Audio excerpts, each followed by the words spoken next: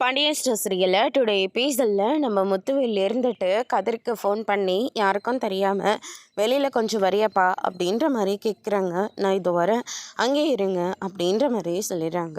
அதுக்கு அடுத்ததாக பார்த்திங்கன்னா கதிர் இருந்துட்டு யாருக்குமே தெரியாமல் குட்டி போட்ட போன மாதிரி போயிட்டுருக்காரு. ராஜி இதை பார்த்துடுறாங்க. ராஜியும் பின்னாடியே போகிறாங்க. எங்கே இவன் இந்நேரத்துக்கு போயிட்டுருக்கான், அது இவன் முகமே சரியில்லையே அப்படின்னு சொல்லிட்டு ராஜியும் பின்னாடி போயிட்டு பார்க்குறாங்க.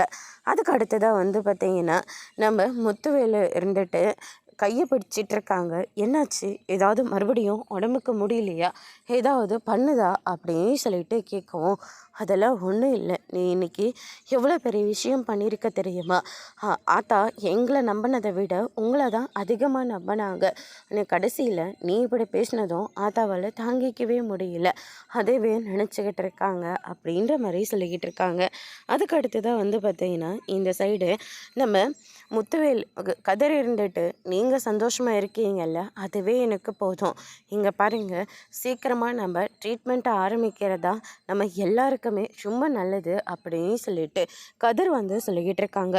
ரொம்ப நாளைக்கு இதை மறைக்க முடியாதுங்க, யாருக்கும் தெரியாமலேயும் ட்ரீட்மெண்ட்டை ஸ்டார்ட் பண்ண முடியாது, ஏன்னா 2-3 நாள் ஆகிடுங்க அப்படின்ற மாதிரி சொல்லிடுறாங்க.